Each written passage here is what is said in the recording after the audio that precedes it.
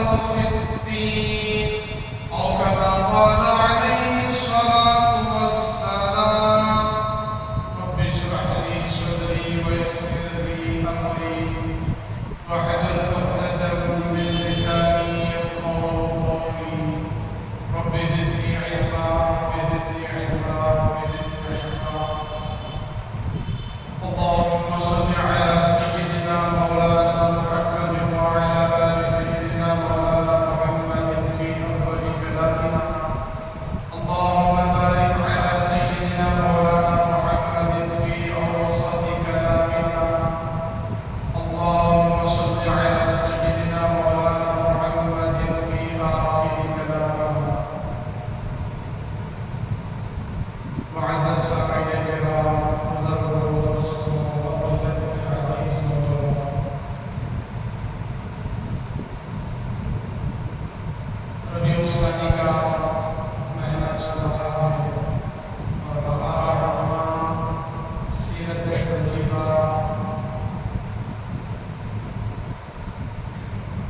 کا ایک لازوال بے مثال اسوہ حسنہ پوری کائنات کے لیے نمونہ پاکیزہ عنوان جو آپ اپنے نبی پاک علیہ السلام کو سن رہے ہیں، آپ کی سیرت کو جاننے کی کوشش کر رہے ہیں، اور میں بھی آپ کی سیرت بیان کرنے کی کوشش کر رہا ہوں۔ آپ کی سیرت بے مثال لازوال ہے۔ آپ کی حیات، آپ کی سیرت، آپ کی صورت، آپ کے تمام تر صفات قیامت تک کی آنے والی انسانیت کے لیے نمونہ ہے، ہدایت ہے، اور آپ کی حیات میں، آپ کی سیرت میں سب کی نجات ہے۔ میں نے گزشتہ آپ کے سامنے عرض کیا تھا کہ کسی بھی ہستی سے نفع اٹھانے کے لیے، فائدہ اٹھانے کے لیے، چاہے وہ ماں باپ ہوں، علماء ہوں، اولیاء ہوں، اتقیاء ہوں، شیخ ہو، پیر ہو، یا انسانوں میں سب سے بڑی ذات انبیاء ہو،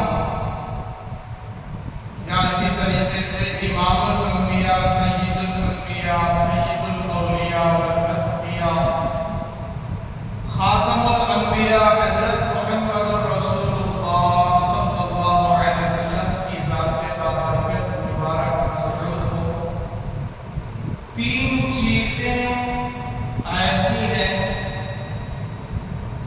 جب تک یہ زندگی میں داخل نہیں ہوں گی، ہمارے اندر نہیں آئیں گی، تو ہم فائدہ نہیں اٹھا سکتے۔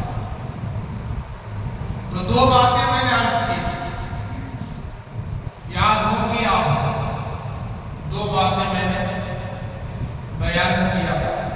ایک محبت، محبت، محبت، فائدہ اٹھانے کا پہلا طریقہ محبت ہو، ماں باپ سے محبت ہو، علماء سے محبت ہو، قرآن والوں سے محبت ہو، حدیث والوں سے محبت ہو، شریعت والوں سے محبت ہو، دین والوں سے، علم والوں سے محبت ہو، بزرگوں سے، اولیاء سے، اکابرین سے، شیوخ سے، انبیاء سے سچی محبت، امام الانبیاء، سید الانبیاء سے سچی محبت۔ تو محبت کی مثالیں بھی میں نے پیش کر دی، بیان کر دیا کہ حضرات صحابہ اکرام نے حضور کی محبت کی مثالیں پیش کی۔ آپ کے چہرے سے گرنے والا وضو کا پانی زمین پر گرنے نہیں دیتے تھے، اس کو اپنے بدن پر، چہروں پر مل لیتے تھے۔ یہ محبت کی علامت، عظمت کی علامت۔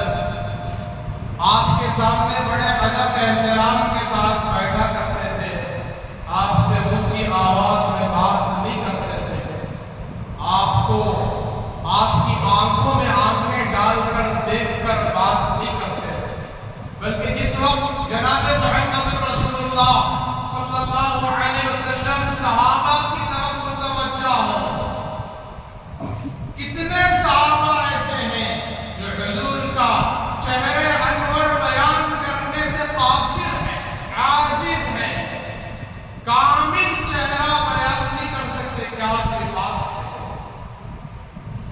ایک بوڑھیا ام معبد رضی اللہ تعالی عنہا جب آپ مکے سے مدینے کی طرف ہجرت کر کے تشریف لے جا رہے تھے، سیدنا ابو بکر صدیق رضی اللہ تعالی عنہ ساتھ ہیں اور ایک صحابی رسول بھی ساتھ ہیں، ایک مسافر ساتھ ہیں۔ تو وہ بڑھیا جو جناب رسول اللہ صلی اللہ علیہ وسلم کا چہرہ انور کو دیکھا ہے، تو اس کے صفات جو اس بڑھیا نے بیان کیا ہے، صحابہ بھی بیان کرنے سے قاصر ہے۔ اللہ کے نبی علیہ الصلوۃ والسلام ہجرت کے سفر میں ہیں، آپ کو سخت بھوک لگتی ہے، آپ کی نظر ایک گھر پر جو جھوپڑ پٹی کی طرح ایک پرانا گھر جہاں ایک بکری بندھی ہوئی ہے، اللہ کے نبی علیہ الصلوۃ والسلام کی نظر پڑتی ہے، تو آپ ابو بکر کر لیتے ہیں، تشریف لے جاتے ہیں اور آواز لگاتے ہیں تو بڑھیا باہر آتی ہے۔ تو اللہ کے نبی علیہ الصلوۃ والسلام فرماتا ہے، بوڑھی ماں، کیا اس بکری کے تھنوں سے دودھ نکالنے کی اجازت ہے کہ ہم تمہیں اس کے بدلے اجرت بھی دیں؟ کیا ارادہ ہے، کیا رائے ہے؟ تو بڑھیا کہنے لگی، اے اجنبی شخص، کیا تم دیکھتے نہیں کہ بڑھیا یہ بکری کتنی لاغر ہے، کمزور ہے، دبلی پتلی ہے، آج تک اس نے کوئی بچہ نہیں ڈالا، تو اس کے تھنوں سے دودھ کہاں سے آ رہا ہے؟ تو حضور اکرم صلی اللہ علیہ وسلم نے فرمایا، اجازت تو دو۔ کیا فرمایا؟ اجازت تو دو۔ تو وہ دیکھتے حیران کھڑی رہی کہ حضور کا چہرہ پڑھنے لگی، حضور اکرم صلی اللہ علیہ وسلم سے کہنے لگی، جو چاہے تو دیکھتے ہیں۔ حضور نے اس کے تھنوں سے دودھ نکالا ہے، آپ نے اس کے تھنوں کو پکڑا ہے، وہ دودھ سے بھر کر تھن لٹک گئے۔ تو اس وقت یہ بڑھیا ام معبد حضور کا چہرے انور دیکھ کر جی حیران رہ گئی، اور تاریخ میں اس کے الفاظ بیان کیے گئے کہ بڑھیا کہتی ہے کہ اس کے شوہر کے آنے کے بعد کہ میں نے ایک ایسی شخصیت کو دیکھا ہے، ظاہر الوضاء ابلج الوجه لم تعبه سجلا ولم تزر به زحلا وسیم قسیم نسیم۔ یہ تعریف بیان کی کہ میں نے ایسا خوبصورت حسین چہرے والے ایک شخصیت کو دیکھا ہے کہ یوں سمجھ میں آ رہا ہے کہ 14ویں رات کا چاند کپڑے پہن کر زمین پر اتر کر آ جائے، جس کا حسن و جمال اتنا چمک رہا، نہ اتنا موٹا کہ جس سے خوبصورتی جاتی رہے، نہ اتنا دبلا کہ جس سے روب ختم ہو جائے۔ بہت دبلے ہوتے ہیں تو کوئی روب نہیں ہوتا، بہت موٹے ہوتے ہیں تو خوبصورتی نہیں ہوتی۔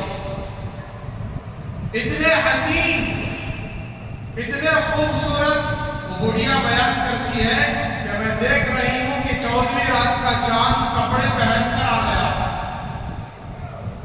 وسیم قسیم نسیم۔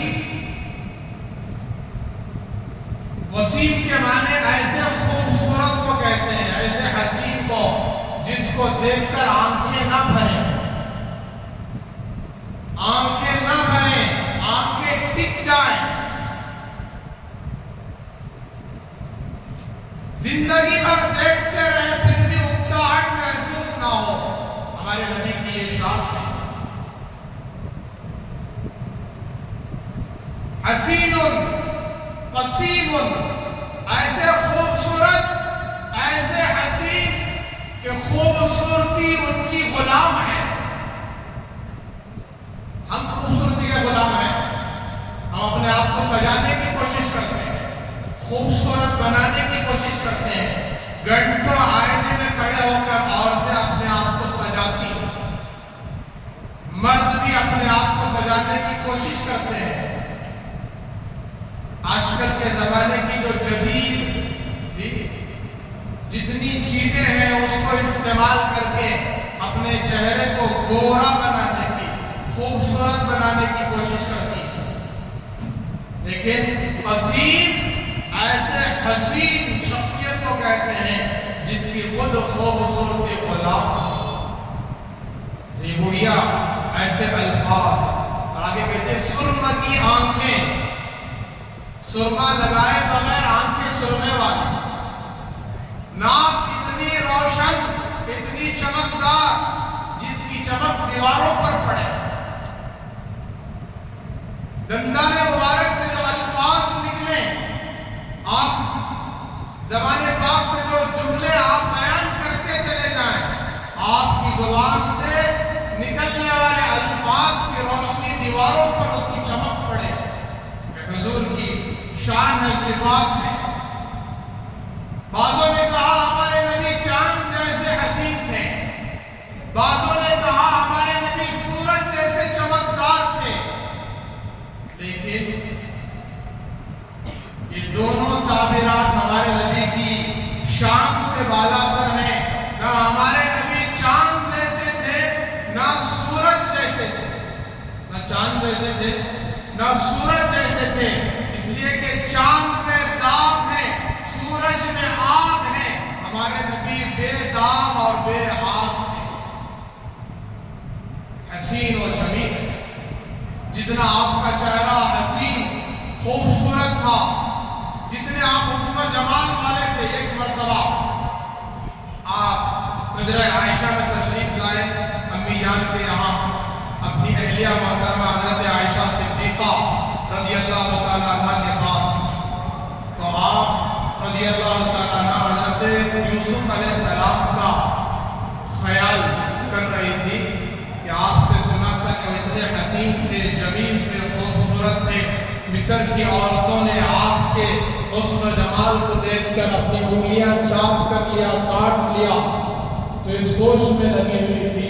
جناب محمد رسول اللہ صلی اللہ علیہ وسلم نے چہرہ پڑھ لیا اور حضرت عائشہ رضی اللہ تعالیٰ عنہ نے حضور کو دیکھا، حضور مسکرانے لگے، آپ کے دندان مبارک سے ایسی چمک نکلی، آپ کا چہرہ انور ایسا چمکنے لگا جس چمک کو دیکھ کر عائشہ رضی اللہ تعالیٰ عنہ بے ہوش ہو گئی۔ تو پھر جب ہوش آیا تو پوچھا عائشہ کیا ہو گیا؟ تو کہنے لگی کہ یا رسول اللہ اتنا حسن و جمال آپ کا۔ تو حضور نے فرمایا عائشہ مجھے اللہ نے 70 پردوں کے اندر رکھا۔ کتنے پردوں کے؟ 70 پردوں کے، 70 پردوں کے اندر رکھ کر آپ کے حسن کا یہ حال تھا، یہ کمال تھا کہ آپ کے لیے صحابہ گردنیں کٹاتے، اپنے آپ کو فنا کر دیا۔ لیکن ساتھ ہی ایک بات یاد رکھیے، حضور جتنے خوبصورت تھے، حسین تھے، پاکیزہ تھے، جتنے نورانی تھے، اتنے ہی زیادہ آپ با اخلاق تھے، با کردار تھے۔ آپ کے صفات، آپ کے کمالات، آپ کے اخلاق، اللہ اکبر کبیرہ۔ گزشتہ آپ نے واقعات سنے، زید بن سونا نے آپ کے ساتھ جو برا سلوک کیا ایمان لانے سے پہلے، آپ کے گریبان میں چادر ڈال کر کھینچا ہے، آپ سے برا سلوک کیا ہے، تو آپ نے ان کے ساتھ کیا برتاؤ کیا؟ زید بن سونا کے ساتھ آپ نے کیسے برتاؤ، آپ کے اخلاق کیسے، کردار کیسے؟ تو میں عرض کر رہا تھا کسی بھی شخصیت سے فائدہ اٹھانے کے لیے 3 چیزیں ہونا چاہیے۔ ایک محبت، کیا ہمارے دلوں میں حضور سے سچی محبت ہے؟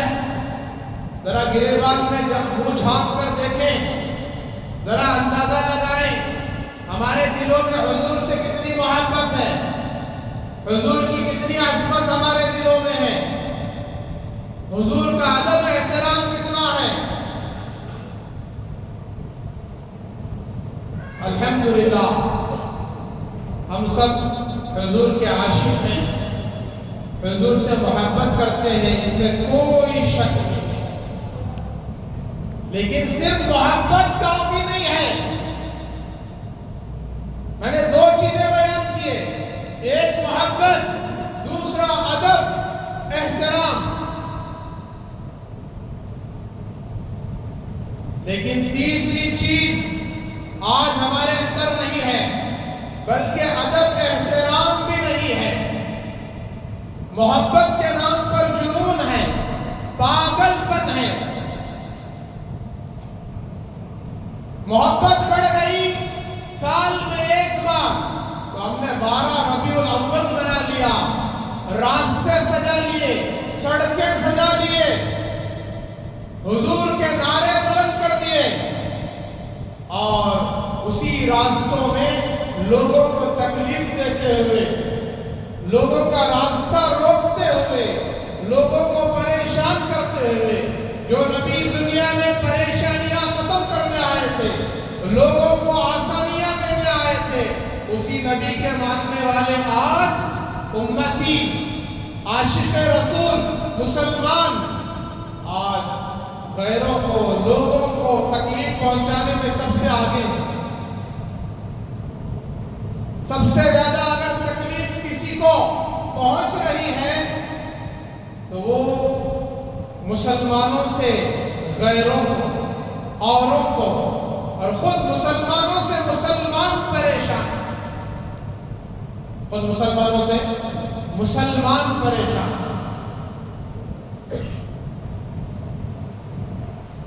آج جو اسلام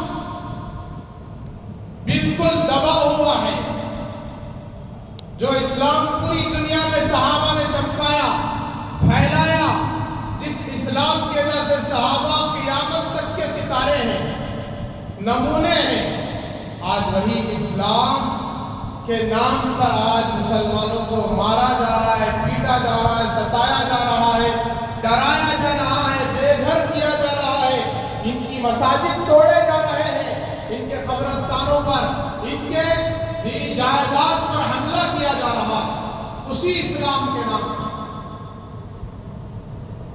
جس اسلام کا نام سن کر، جس اسلام کے نام ماننے والوں کا نام سن کر اس دور میں لوگ کانپ جاتے تھے، ڈر جاتے تھے، سرنڈر ہو جاتے تھے، ان کے اخلاق کے سامنے اپنے آپ کو بچھا دیتے تھے۔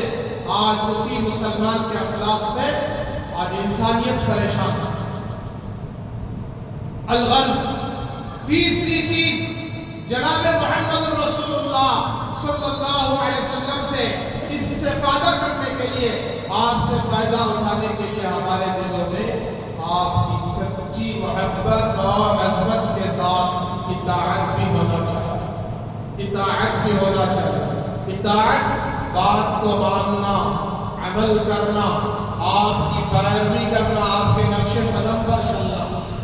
کتنے ایسے اس مجمع میں ہیں، باہر جتنے اور مسلمان آنا باقی ہے، اور پوری دنیا میں جتنے مسلمان اس وقت ہیں، اس پورے ملک میں جتنے مسلمان ہیں، حضور کی کتنی اطاعت کرتے ہیں، کتنی بات مانتے ہیں۔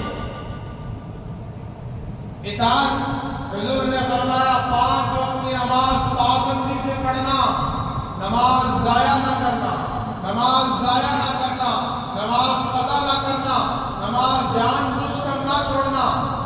اب حضور کی اطاعت ہمارے اندر کتنی ہے، حضور کی بات کی عظمت کتنی ہے، ہم کتنے مطیع و فرما بردار ہیں۔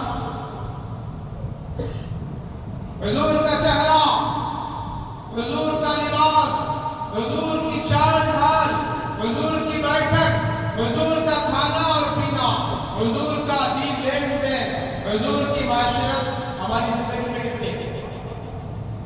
حضور سے محبت ہے نا، سچی محبت؟ کوئی ایک بھی ایسا ہو تو بتا دے جو ہاتھ اٹھا کر بیان کر دے کہ مجھے حضور سے محبت نہیں ہے؟ کوئی ہے؟ کسی کو ہمت ہے کہنے کی؟ کوئی ایک بھی بتا دے مجھے حضور کا ادب نہیں ہے، دل میں احترام نہیں ہے؟ کوئی نہیں اٹھائے گا، سب کہیں گے ہمیں حضور سے محبت ہے، حضور سے ادب ہے، حضور کا احترام ہے۔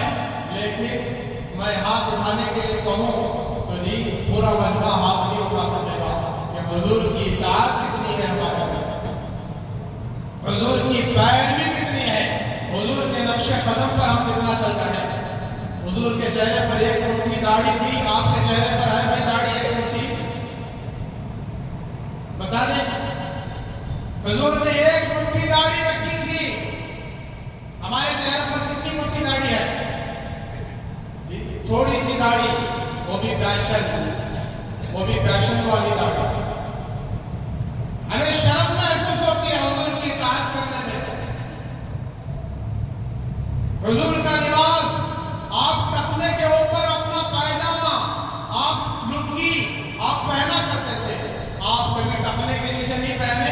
کتنے ایسے مسلمان یہاں بیٹھے ہوئے ہیں جو ٹخنے کے نیچے عام لباس، بازاروں میں، راستوں میں، گھروں میں، چوراہوں میں ان کا لباس ٹخنے کے نیچے ہے۔ یہ پیر ہے نا، پیر کے ساتھ جو ہڈی لگی ہے اسے بولتے ہیں ٹخنے۔ بعد میں گھڑکے سمجھ نہیں گئے ٹخنے کے نیچے جن کا لباس ہوتا ہے، اللہ کے نبی نے فرمایا وہ حصہ جہنم میں جلے گا۔ ما اسفل من الکعبین من الازار ففی النار۔ جو لباس، جو کپڑا، جو ازار ٹخنے کے نیچے لٹک جائے، ٹخنے کے اوپر نہ ہو، نیچے ہو، وہ حصہ جہنم میں جلے گا۔ بخاری شریف کی روایت ہے۔ ٹخنے کے نیچے لباس پہننے سے تکبر پیدا ہوتا ہے، غرور پیدا ہوتا ہے، گھمنڈ پیدا ہوتا ہے۔ آج پورا سسٹم ہم نے بدل دیا، الٹا کر کے چھوڑ دیا۔ جن کو حکم دیا گیا تھا ٹخنے کے اوپر لباس پہنو، انہوں نے چھوڑ دیا۔ جن کو حکم دیا گیا تھا ٹخنے کے نیچے پہنو، انہوں نے اس کے خلاف بدل دیا۔ عورتوں کو کہا گیا تھا، لڑکیوں کو کہا گیا تھا کہ ٹخنے کے نیچے پہنے۔ آج ہماری عورتیں لیگنز کے نام پر، جینز پینٹ کے نام پر ٹخنے کے اوپر پینٹ پہنتی ہیں، ٹخنے کے اوپر لباس پہنتی ہیں۔ بھلے برقع بھی ہے، برقعے کے ساتھ ہے، لیکن لباس کیسا ہے؟ ٹخنے کے اوپر لیگنز پینٹ، ٹائٹ پینٹ، جس سے اعضاء کی نمائش ہو، اعضاء کی جسامت نظر آئے۔ یہ حرام ہے لباس۔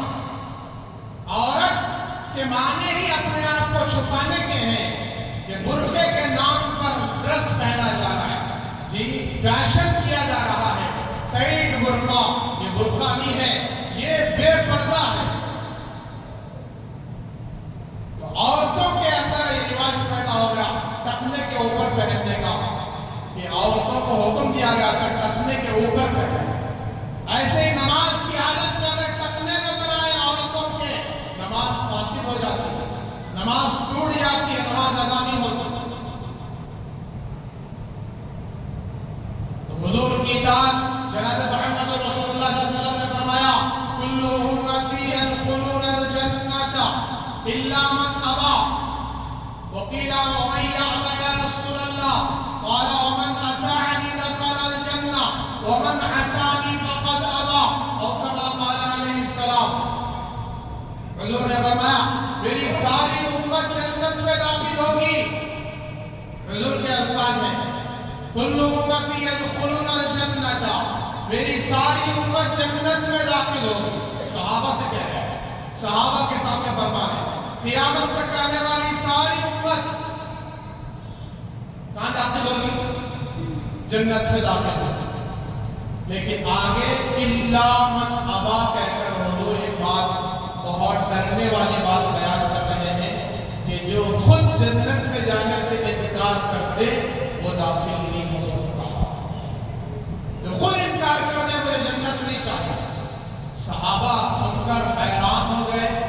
یا رسول اللہ کوئی جنت میں جانے سے بھی انکار کر سکتا ہے؟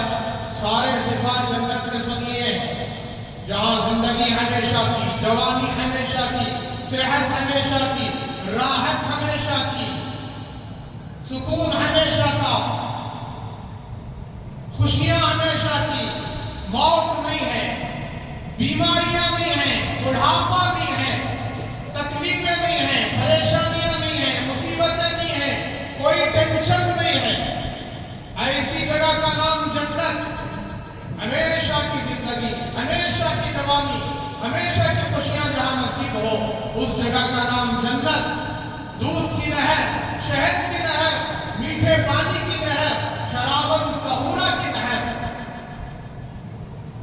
اتنا پاکیزہ نورانی جسم ہوگا، ایسا جسم نہیں ہوگا، گوشت، ہڈی، مٹی، خون، پیٹ، پیشاب، پاخانہ سب ہمارے اندر ہے، ایسا جسم نہیں ہوگا، بلکہ نورانی جسم، پاکیزہ جسم، خوشبو والا جسم، چمکدار جسم، لاکھوں برس گزر جائیں گے، پانی نہانے کے، غسل کرنے کی ضرورت نہیں پڑے گی، ایسا چمکدار خوشبودار جسم۔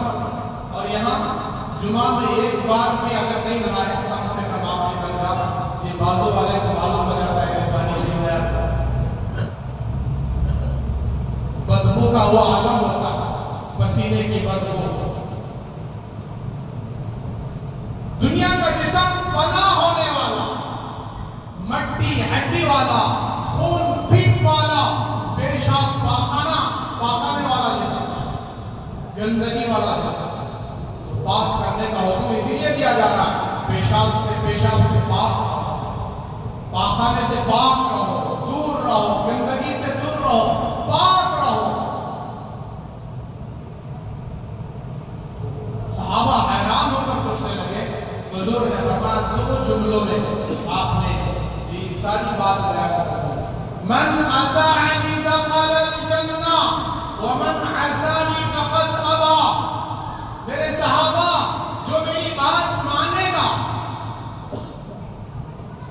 میری سیرت کو اپنائے گا، میری سنت کو اپنائے گا، وہ جنت میں داخل ہوگا، جو میری بات کو نہیں مانے گا، جو میری سیرت کو نہیں اپنائے گا، میری سنت کو نہیں اپنائے گا۔ حضور کی 5 اہم سنتیں جو امت پر واجب ہیں، میں عرض کرتا ہوں، داڑھی رکھنا حضور کی بڑی سنت، ایک مشت ہر امتی پر واجب، ٹخنے کے اوپر لباس پہننا حضور کی بڑی سنت، اس امت پر واجب،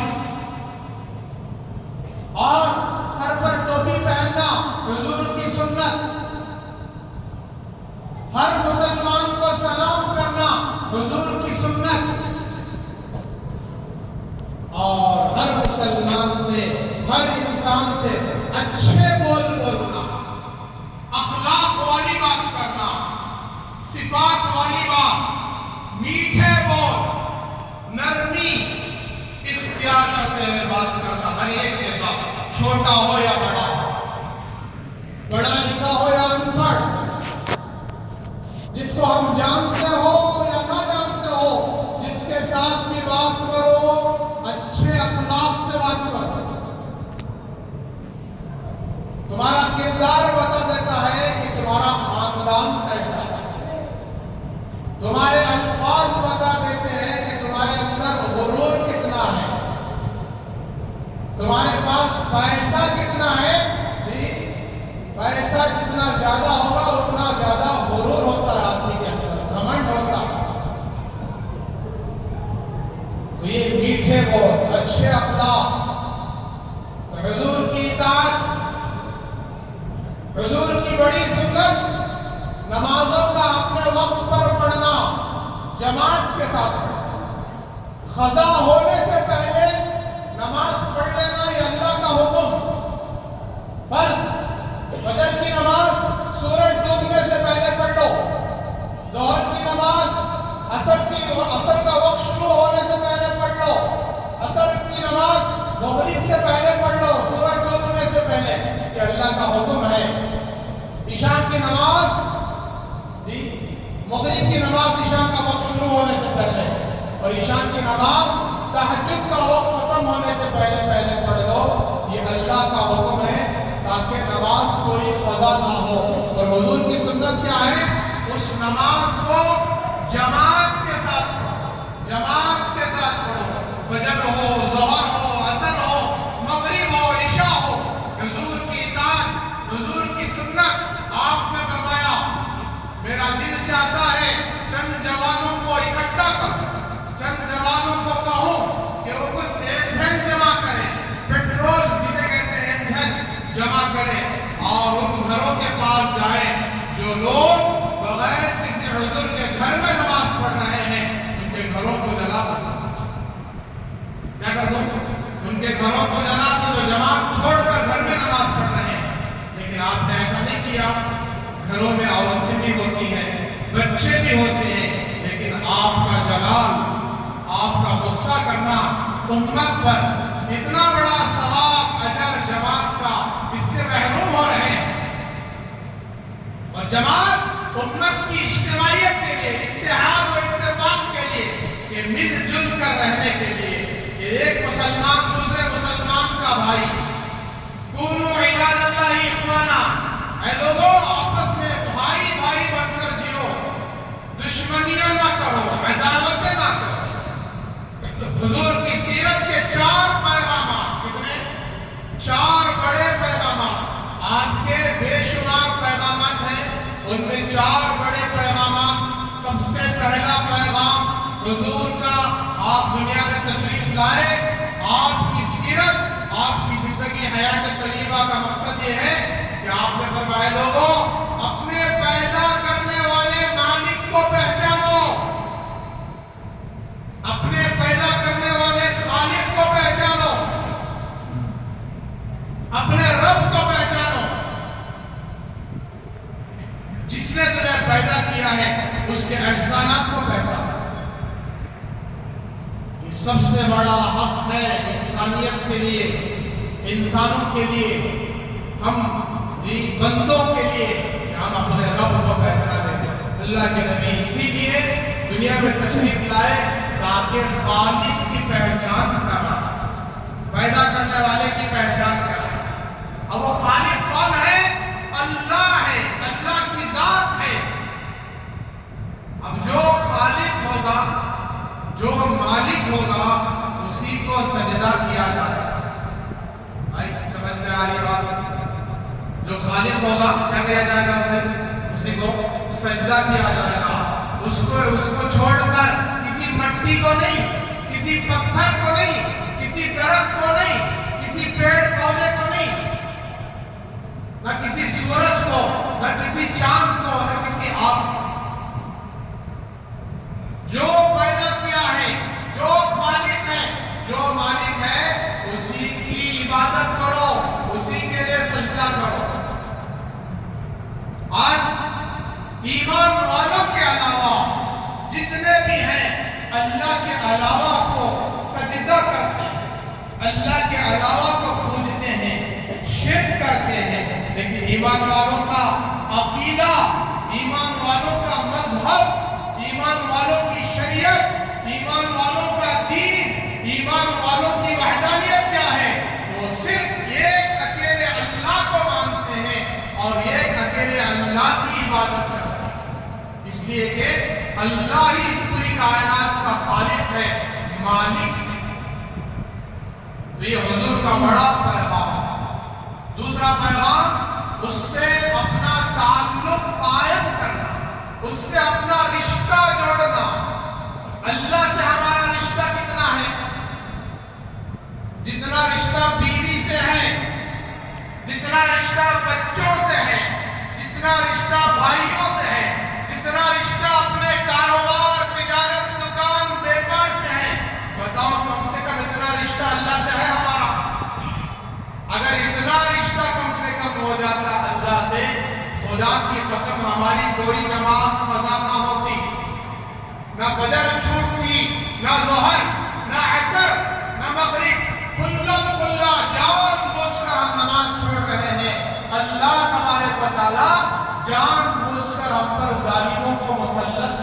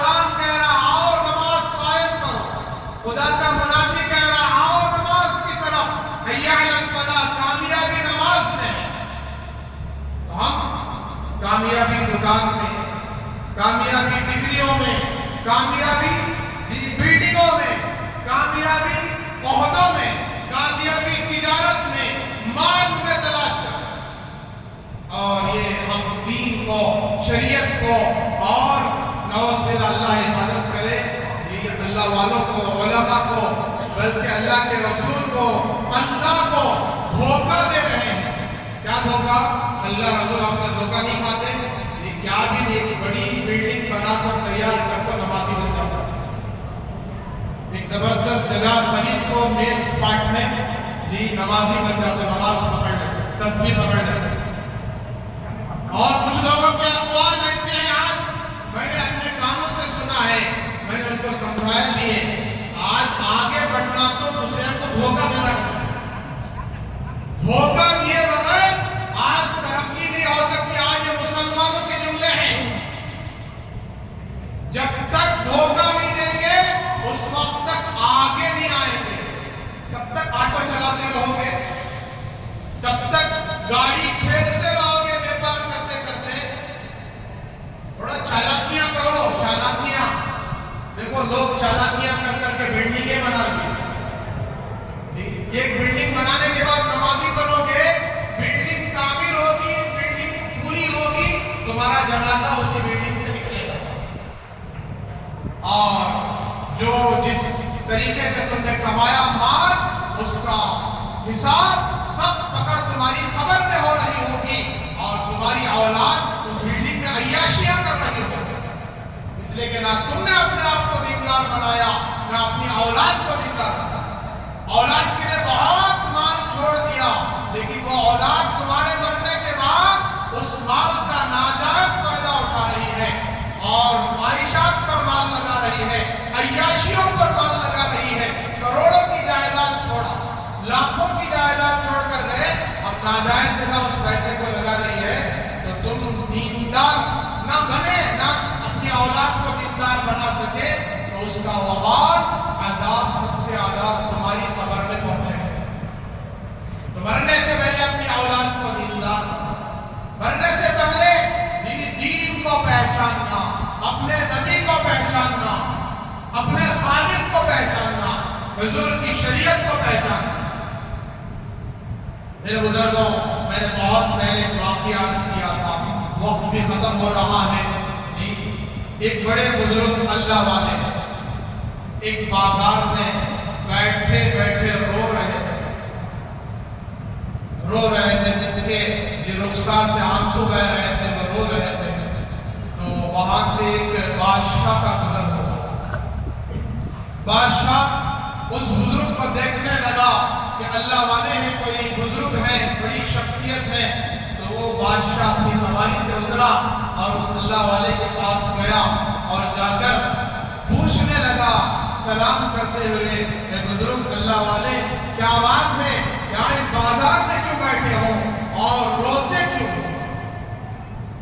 تو اللہ والے نے جواب دیا کہ ایک بڑا مقصد لے کر آیا تھا، ایک بڑا ارادہ لے کر آیا تھا۔ کہ پوچھا کہ کیا ارادہ ہے، کیا مقصد ہے؟ کہ آج بندوں کو اللہ سے جوڑ دو۔ کس سے جوڑ دو؟ بندوں کو اللہ سے جوڑ دو۔ آج بندوں کا تعلق اللہ سے کٹا ہوا ہے، بندوں کا رشتہ اللہ سے ٹوٹا ہوا ہے، بندے اللہ سے دور ہیں، آج جوڑنے آیا تھا۔ تو بادشاہ نے کہا کہ کتنا اچھا ارادہ ہے، کتنا اچھا مقصد ہے، کتنا بلند مقصد ہے، پھر روتے کیوں ہو؟ تو پھر بزرگ اللہ والے نے کہا کہ روتا اس لیے ہوں کہ وہ تو مانتا ہے، کون؟ اللہ، وہ تو مانتا ہے، لیکن یہ نہیں مانتے۔ ہر علماء سنتے ہیں 5 وقت کی نماز فرض معاف نہیں ہے، خدا کی قسم پر منبر رسول سے کہہ رہا، قرآن میں سب سے زیادہ تاکید نماز کی آئی ہے، اور آج ہماری زندگی میں جمعہ چھوڑے تو کوئی اور نماز نہیں ہے، الا ماشاءاللہ کچھ حضرات ہیں جن کو روزانہ دیدار کرنے کا موقع ہوتا ہے، ماشاءاللہ جماعت کے ساتھ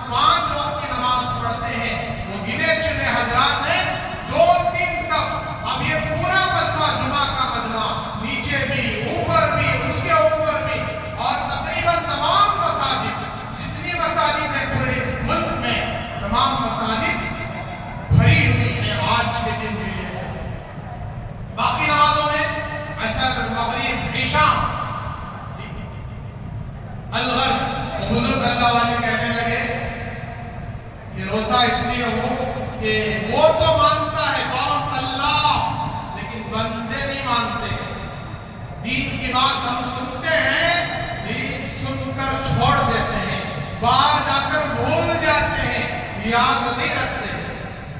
یہ ایک نماز جس کی قضا ہو جائے وہ ایسا ہے جیسا کہ اس کے گھر کے تمام افراد، گھر بار، کاروبار سب چھوڑ گیا، وہ اکیلا کھڑا ہوا ہے. ایک اکیلا آدمی جس کے پاس کچھ بھی نہیں، لاوارث آدمی جس کے پاس کوئی چیز نہیں ہے، اس کی حالت کیا ہوگی؟ تو بادشاہ سن کر وہ بھی رو دیا اور اپنا راستہ اختیار کرتے ہوئے چلا گیا. ایک اور مرتبہ بادشاہ کا ارادہ ہوا قبرستان جاؤ. تو بادشاہ قبرستان پہنچا. قبرستان دیکھنے کے لیے، عبرت حاصل کرنے کے لیے نیک بادشاہ تھا. تو وہاں جب پہنچا تو وہاں بھی اس بزرگ پر اتفاق سے اس دن اللہ والے پر نظر پڑی. وہ بزرگ اسی طریقے سے بیٹھے ہوئے تھے